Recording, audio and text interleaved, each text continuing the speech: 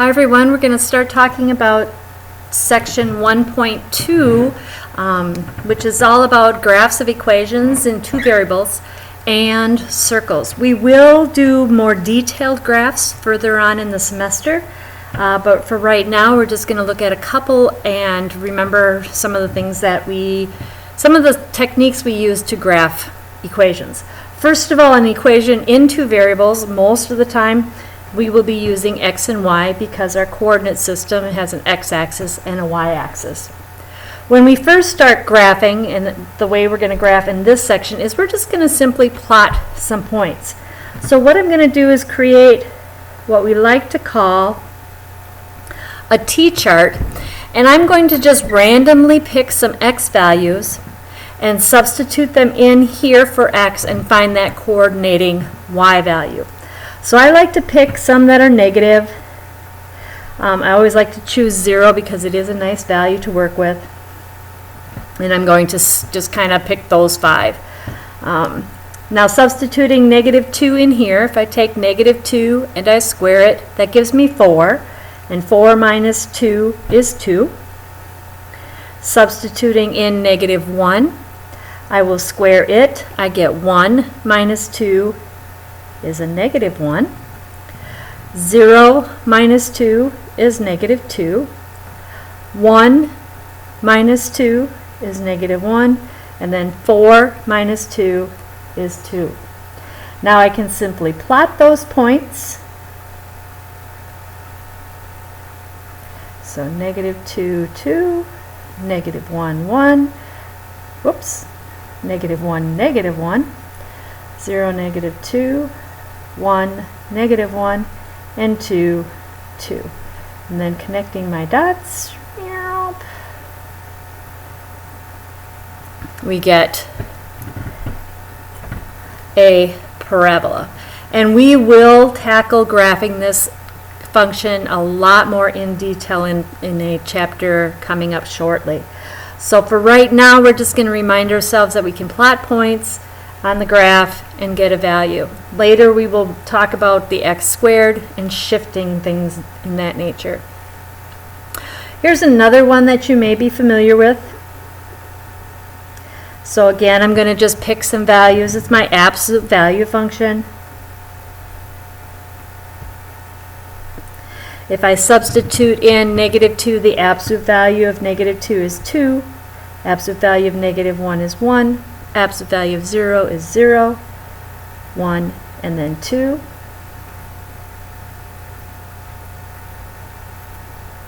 And we could draw more pictures if we wanted to. So -2, 2, -1, 1. This, and plotting points, connecting my dots. And they do continue. And if you just think about what would happen is as your values for x get larger, your absolute values get larger as well. This happens to be our v function. I like to think of it as the v function. Okay. I wish I could say, does anybody have any questions? But you guys are watching me on a video. Okay, another thing we kind of need to know how to do is how to find intercepts. So the x-intercepts where it crosses that x-axis, and the y-intercept where it crosses that y-axis. To find my x-intercepts, what we're going to do is we let y be 0. So if you think about the graph of a function and where it crosses that x-axis, your y value is 0 there. If I'm going to be finding my y-intercepts, we're going to let x equal 0. Okay, so let's do the x-intercepts first. So we're letting y equal 0, which means we get 0 over 4. Or simply we'll have that x squared plus 9 equal to 1. Because this piece will 0 out. And now multiplying both sides by 9 gives us that x squared is 9. And then taking a square root of both sides, we get that x is plus or minus 3, remembering that plus or minus when we take that square root.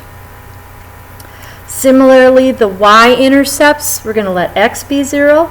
So we get y squared is equal to 4, or over 4 equals 1. Multiplying both sides by 4. Taking square roots. Oops. And remembering our plus or minus, we get plus or minus 2. Now, if we wanted to write these as points, because after all they are points on the graph, we would have the points 3, 0 and negative 3, 0 for my x-intercepts. My y-intercepts would be 0, 2 and 0, negative 2. Make sure when you're working on your assignments in WebAssign that you pay attention to their directions. Sometimes they will ask for the negative one first, so make sure you do follow their directions on that. All right, the last thing we're going to talk about is a circle. And circles, most important parts of circles, have a center somewhere. So this is going to be my center. And we like to use the letters H and K to represent that center. And then we will have the radius of the circle, which is the distance, that we are from that center. So imagine a perfect circle centered at HK with a radius of R all the way around. The general form for a circle looks something like x minus h squared plus y minus k squared is equal to r squared. And again, that comes from your Pythagorean theorem, because if this is the point x and y, we could draw in a little right triangle, and from the Pythagorean theorem, this side squared plus this side squared is that r squared. So that's where this formula comes from. A lot of times what we need to do is get the form, I shouldn't say this was our general form, this is our useful form. So the one that pulls out the center and pulls out the radius. General form is when it's all multiplied out, and we want to get it into this form. So here it is in general form. So here's your squared terms. So if I multiplied all this out and so forth. But let's say we have it in this form and we want to get it back into our useful form. So this is my general form. Sorry about that. Instructors make mistakes all the time. What we're going to do is solve this and put it into that form. And to do that, we are going to have to use a process called completing the square. Completing the square. All right, and to do that, what I'm going to do is move my x pieces together. So I'm going to write this as x squared plus 2x, and I'm going to leave a space. I'm going to also do that for my y pieces. Leave a space, and I'm going to move that 7 to the other side. Okay, and now what I want to do is I want to complete this perfect square. So this came from something squared. This piece came from something squared. So think about how it has to be perfect square, and if you were foiling this, first of all, this would have to be an x, because your x times your x is going to give you that x squared. And when you have a perfect square, this number here is going to be doubled to get to here, because you're going to have one on your inner and one on your outers. So the way to find this value is to take this guy, this plus 2, and take it in half. So we're going to take half of the 2 and put that there. So on this one we would have y, half of the 6 is 3. Okay, now what we have to do is complete the square. So in other words, imagine squaring this completely out, and we will have that 1 squared popping up there, that L in the FOIL. We would have this negative 3 times negative 3 popping up right there, so 9. But I can't just put those in on this side unless I also put them in on this side. And now adding these up, we have 3. So this is a circle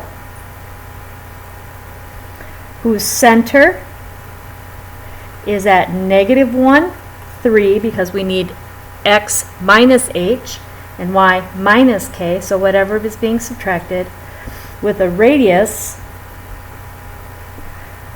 of, notice this is r squared, so that means my r is the square root of 3. And then I could draw a rough picture of it, very rough, because the square root of 3 is about 1.7 something, but there's my center, and 1.7 something, kind of throw it in here, oops, that looks more like a ellipse than a circle. So there you go. If you're rusty on this completing the square, please make sure to practice it a few times. There are other examples in the textbook as well as in your homework assignment. Hopefully this helped.